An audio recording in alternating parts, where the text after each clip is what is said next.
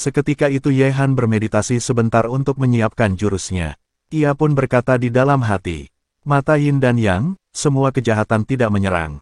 Bahkan dapat mengontrol dan menghancurkan roh setan. Bai Luofei pun bertanya ke Shen Tianou.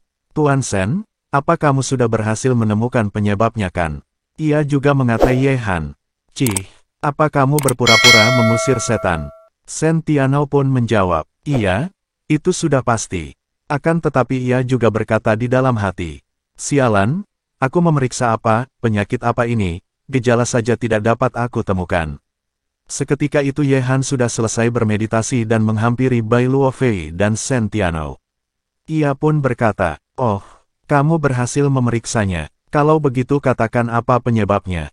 Shen Tianou pun terkejut dan menjawab, ini sangat gampang, Tuan Lin tubuhnya sangat lemah, ditambah hatinya yang banyak pikiran, menjadi seperti ini karena ditumpuk dalam waktu yang panjang. Itu pasti tidak mungkin, jika memang begitu, kami pasti sudah dapat mendeteksinya sejak awal. Ucap Lin Bomo. Ye Han pun berkata, tentu saja tidak segampang itu. Semua perkataanmu omong kosong. Tuan Lin ini sama sekali bukan disebabkan oleh penyakit. Shen Tianou pun bertanya ke Ye Han. Apa maksudnya, bukan disebabkan oleh penyakit? Kalau begitu karena apa penyakit Tuan Lin? Menurutku penyakit Tuan Lin juga tidak sesederhana yang dikatakan oleh Shen Tianou. Ucap beberapa tamu. Shen Tianou pun bertanya ke Ye Han. Menurutmu badan Tuan Lin kenapa bisa menjadi begitu? Han, ada apa sebenarnya ini? Ucap Lin Bomo. Ye Han dengan santainya menjawab. Kak Lin, jangan khawatir. Aku sembuhkan Tuan Lin dulu, baru nanti dibicarakan lagi. Setelah itu Ye Han berjalan mendekat ke arah Tuan Besar Lin, untuk memulai pengobatannya. Shen Tianou pun berkata, cih, aku saja tidak dapat menemukan penyebabnya, apalagi kamu mau menyembuhkannya. Mimpi saja kamu, Ye Han dengan santainya menjawab. Akhirnya kamu mengakui bahwa kamu tidak dapat menemukan penyebabnya. Lihat dan pelajarilah baik-baik. Seketika itu Ye Han mulai melakukan pengobatan. Ia pun mengeluarkan roh jahat yang berada di tubuh Tuan Lin. Ia pun berkata ke roh jahat itu, hei, tubuhmu sudah mati dan menghilang. Kenapa masih melukai orang hidup? Hari ini aku akan menarikmu dari tubuh Tuan Lin. Terlihat roh jahat berhasil diserap oleh Ye Han. Beres, sudah sembuh. Ucap Ye Han, Lin Bomo dan Tang Haibin pun bertanya. Han, begini sudah sembuh. Aku masih belum mulai, kamu sudah selesai. Shen Tianou berkata, apa kamu pikir kami bodoh? Tuan Lin jelas-jelas belum bangun, kamu bilang dia sudah sembuh. Benar? Bocah itu pikir kita bodoh dan mempermainkan kita. Sampah semacam ini harusnya diusir dari kota Shanghai, betul tidak semuanya? Betul, kamu pikir kami buta. Dasar bocah sialan, ucap Bai Luofei dan beberapa tamu di sana. Seketika itu Tuan Besar Lin pun siuman dan berkata, uhuk, kalian berisik sekali. Beberapa orang di sana pun terkejut dan berkata, aku tadi mendengar Tuan Lin berbicara, aku juga mendengarnya. Sialan, apa benar sudah disembuhkan bocah itu? Lin Bomo pun memeluk ayahnya sambil bertanya. Ayah, apa kabarmu? Tuan Besar Lin pun menjawab. Aku tidak apa-apa, benda itu sudah tidak ada lagi. Apa sudah diusir? Benda apa itu? Ucap Lin Bomo sambil kebingungan dan menoleh sekeliling ruangan. Ye Han pun menghampiri Tuan Besar Lin sambil berkata. Tuan tenang saja, aku sudah mengusir benda itu, tidak akan menyiksamu lagi. Tuan Lin pun menjawab, pemuda, kamu adalah seorang dokter jenius, aku Lin Guodong berhutang nyawa kepadamu. Terlihat beberapa orang di sana pun terkejut mendengar perkataan Tuan Besar Lin. Mereka pun berkata, oh Tuhan, ternyata dia sungguh dapat menyembuhkan Tuan Lin. Ini baru dokter jenius yang sebenarnya. Tidak seperti murid dokter Barat Laut Wang Gaotu itu. Mereka pun kesal ke Bai Luofei karena mereka sudah ditipu. Bocah sialan ini, harus diberi sedikit pelajaran. Kalian jangan sembarangan, ucap Bai Luofei. Seketika itu Bai Luofei pun dihajar habis-habisan oleh beberapa orang di sana. Ia pun berteriak, jangan hanya pukul aku saja, ayahku berdiri di sana. Ayah Bai Luofei pun terkejut dan berkata di dalam hati, anakku, kamu tahan sebentar, ayah akan pergi dulu. Seketika itu beberapa orang itu pun berhenti memukul Bai Luofei dan menatap tajam ke ayah Bai Luofei. Dengan cepat ayah Bai Luofei pun kabur dengan cepat dan disusul oleh beberapa orang yang ingin menghajarnya. Mau bertanding denganku, kamu pasti tidak akan berhasil. Ucap Ye Han. Terlihat Sentiano sangat kesal dan berkata, aku tidak percaya, aku bahkan tidak tahu penyakitnya, bagaimana kamu bisa menyembuhkan dia? Ia pun tidak terima atas kekalahannya. Ye Han pun menjawab, kamu ingin tahu kan? Aku akan biarkanmu melihatnya. Sambil menepuk pundak Sentiano, Ye Han pun menunjuk auranya ke Sentiano. Seketika itu ia pun berlari pergi sambil berkata, ah, ada hantu, ibu tolong. Bahkan ia sampai ngompol di celananya. Setelah Sentiano pergi, Lin Bomo pun bertanya ke ayahnya. Ayah, apa yang sebenarnya terjadi? Kamu dan Ye Han menyembunyikan apa? Lin Guodong pun menceritakan semua kejadian ke Lin Bomo. Bomo, sebenarnya nenek moyang kita mendapatkan kekayaan mereka dengan cara mencuri dari makam. Apa kamu tahu? Aku tahu. Lalu kenapa? Ucap Lin Bomo. Seketika itu Tang Haibin pun terkejut dan berkata, bukankah itu perampokan makam? Lin, nenek moyang sangat luar biasa, Lin Bomo pun menjawab. Ini bukan rahasia, orang-orang tua di kota Shanghai sebenarnya sudah tahu. Lagi pula kita juga sudah tidak melakukannya lagi. Lin Guodong pun berkata, benar, namun, beberapa bulan yang lalu, ketika aku membereskan benda-benda peninggalan nenek moyang, aku tidak sengaja memecahkan vas dan roh jahat itu menyiksa tubuhku. Kalau Ye Han tidak turun tangan, takutnya aku tidak akan selamat, Lin Bomo pun berkata ke Ye Han. Han, aku sangat bersyukur, aku akan ingat hal ini. Ye Han pun menjawab, sudah seharusnya aku lakukan, Kak Lin tidak perlu sungkan. Seketika itu seseorang menghampiri mereka dan berkata, Tuan besar, Tuan muda, di luar banyak orang, katanya ingin bertemu dengan Dr. Genius Ye. Mungkinkah mencari aku?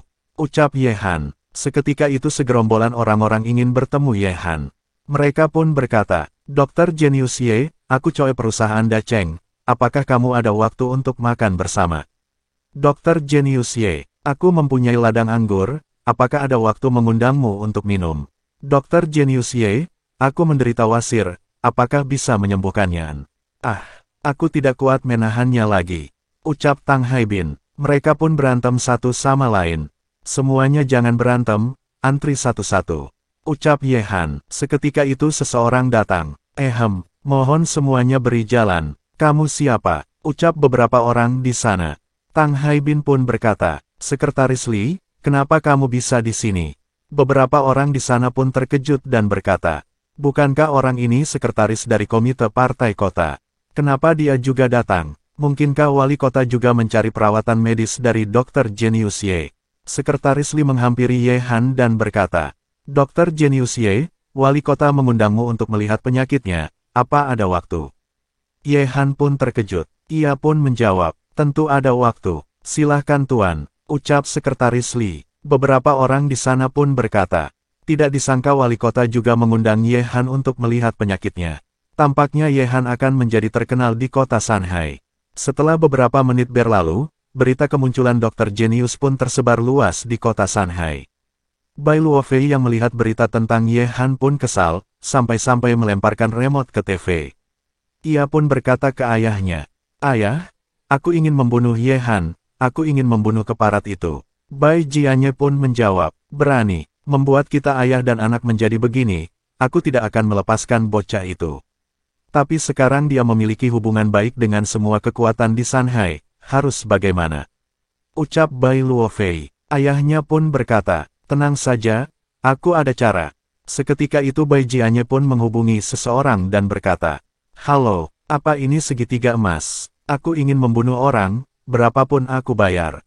Ia berencana menyewa pembunuh bayaran dari organisasi segitiga emas. Sin pun berpindah di kediaman wali kota. Setelah Ye Han selesai memeriksa penyakit wali kota pun berkata, Dr. Genius Ye, berkatmu penyakit lama pinggangku akhirnya sembuh, dan istriku tidak akan pernah ribut minta bercerai lagi.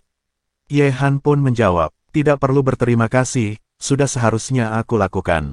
Seketika itu istri wali kota pun keluar dan berkata, Dalang, aku telah merebuskanmu sup tonik si Kuanda, cepat minum.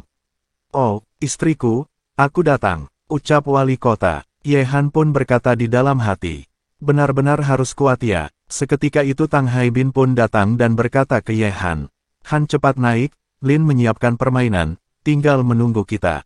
Baik, aku datang, ucap Ye Han. Terlihat seorang pembunuh bayaran segitiga emas sudah mulai memantau Ye Han. Ia pun memberi pesan ke temannya. Target sudah bergerak, siap untuk membunuh. Dalam perjalanan Tang Haibin berkata, Han, kamu setiap hari keluar berkeliling, itu terlalu melelahkan. Sudah saatnya untuk membuka klinik. Ye Han pun menjawab, aku sedang mempersiapkannya, kamu bantu aku lihat apa ada toko di dekat jalan untuk disewakan. Oke, serahkan padaku, ucap Tang Haibin. Seketika itu Ye Han menyadari ada laser merah di tubuh Tang Haibin. Ia berkata di dalam hati, bukankah titik merah ini sinar tembakan laser? Dengan spontan Ye Han merebut kemudi mobil Tang Haibin sambil berkata, hati-hati, untung saja Ye Han dan Tang Haibin bisa menghindari tembakan seorang sniper dari organisasi segitiga emas. Sialan, siapa yang menembak sembarangan, ucap Tang Haibin. Ye Han pun berkata, ayo cepat turun. Terlihat beberapa orang di sana berlarian karena mendengar suara tembakan. Ye Han pun berkata, ini bukan sembarangan tembak, ada orang yang mengincarku. Tang Haibin pun menjawab, sialan, aku akan menelepon untuk mengirim orang datang. Ye Han pun berkata di dalam hati, untungnya, Mata Yin yang memberikan peringatan, jika tidak pasti akan celaka. Terlihat seorang sniper dari organisasi segitiga emas yang sedang melihat posisi Ye Han dan Tang Haibin.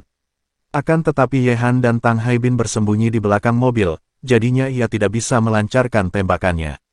Ia pun menelepon rekannya dan berkata, target sudah berhenti, mereka bersembunyi di belakang mobil yang tidak bisa aku lihat, sekarang giliranmu untuk muncul. Oke, serahkan kepadaku, ucap rekannya. Si sniper itu berkata, bocah, kali ini kamu pasti mati. Sin pun berpindah di lokasi Ye Han. Tang Haibin bertanya, Han, sekarang kita harus bagaimana? Ye Han pun menjawab, jangan khawatir, kita di titik buta, penembak jitu itu tidak bisa melihatnya, tunggu polisi tiba dengan tenang. Seketika itu datang mobil dengan kecepatan tinggi mengarah ke Ye Han dan Tang Haibin. Pembunuh bayaran itu pun melepaskan tembakan ke arah Ye Han dan Tang Haibin.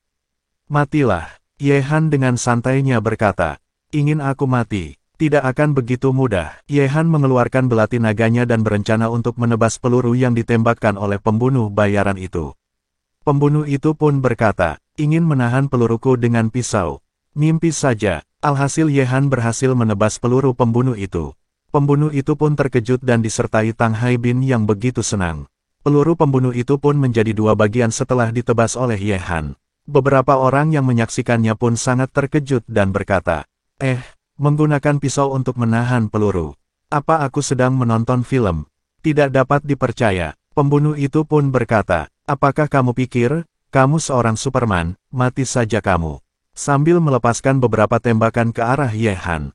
Ye Han pun mengaktifkan mata Yin Yang-nya untuk melihat arah peluru yang di depannya.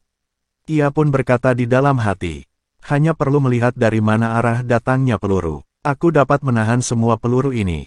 Ia dengan cepat menebas semua peluru yang berada di depannya. Pembunuh itu pun terkejut dan berkata, bagaimana mungkin, siapa kamu sebenarnya? Ye Han pun menjawab, jangan banyak omong kosong, mati saja kamu. Ia pun melancarkan serangannya ke arah pembunuh itu. Anak sialan, kamu anggap aku gampang. Terlihat mereka berdua sama melepaskan jurusnya dan berbentrokan satu sama lain. Terlihat Ye Han sedikit unggul dari pembunuh itu.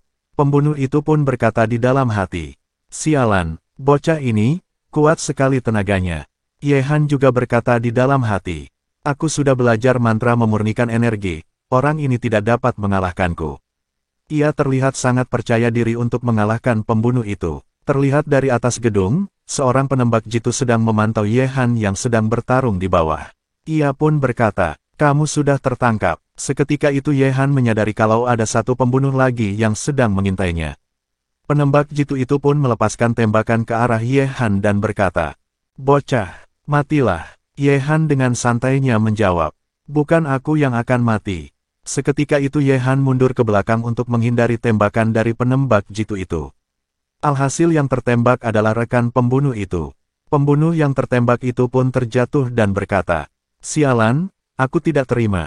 Ye Han pun berkata ke penembak jitu itu, wah, tembakanmu hebat juga, sambil menunjuk ke arah rekannya yang tertembak. Penembak jitu itu pun kesal dan berkata, sialan, bocah, aku pasti akan membunuhmu. Ia pun mencari posisi Ye Han untuk menembaknya. Akan tetapi Ye Han kembali bersembunyi di balik mobil dan mengejek si penembak jitu itu. Tang Haibin pun berkata ke Ye Han, "Han, kamu hebat sekali. Lawan pasti kesal sekali." Ye Han pun menjawab, "Salah membunuh orang sendiri, sekarang pasti sedang kesal." Hahaha. Setelah itu terlihat beberapa mobil polisi datang ke TKP. Terlihat polisi Yan turun dari mobil dan bersiaga. Ia pun memberikan arahan ke para anggotanya. Segera blok jalanan, cari di gedung sekitarnya. Tidak boleh melepaskan semua tersangka. Baik, ucap beberapa anggota polisi. Penembak jitu itu pun berkata di dalam hati. Sialan, polisi sudah datang terlalu cepat, aku harus pergi. Ia pun bergegas pergi sambil berkata, Ye Han kan, aku pasti tidak akan melepaskanmu. Ia terlihat sangat dendam kepada Ye Han. Sin pun berpindah di tempat TKP. Polisi Yan pun berkata, orang yang di belakang mobil, cepat keluar dan angkat tangan. Ye Han dan Tang Haibin pun keluar. Mereka pun berkata ke polisi Yan, Kapten Yan, aku warga baik, tolong letakkan pistolnya. Akhirnya kalian datang juga, Han sudah membereskan satu pembunuh. Apa? Ucap polisi Yan. Tang Haibin pun berkata sambil menunjukkannya. Lihatlah, itu perbuatan saudaraku, itu cuma keberuntungan saja, ucap Ye Han. Terlihat beberapa anggota polisi itu pun terkejut dan berkata, orang ini adalah buronan kelas A. Organisasi segitiga emas berhasil kabur dari banyak negara, ternyata bisa mati di sini. Hebat sungguh luar biasa. Ye Han pun menjawab, tidak, semua ini hanya kebetulan saja. Polisi Yan pun berkata di dalam hati, Ye Han, kamu menyembunyikan apa? Aku semakin penasaran. Polisi Yan pun melihat ada bekas luka di tangan Ye Han. Ia pun berkata, lenganmu terluka, biarkan aku membalutnya. Ye Han pun menjawab, terima kasih Kapten Yan. Tang Haibin pun mengejek polisi Yan. Yan cantik, pantatku juga terluka, bisakah kamu membantuku membalutnya? Terlihat polisi Yan sangat kesal sampai-sampai ia memukul Tang Haibin sampai tergeletak. Beberapa polisi di TKP pun terkejut melihat polisi Yan sedang membalut luka Ye Han dan berkata, oh Tuhan, Kapten membalut orang sendiri. Aku belum pernah melihatnya begitu lembut kepada orang. Ini sungguh mustahil.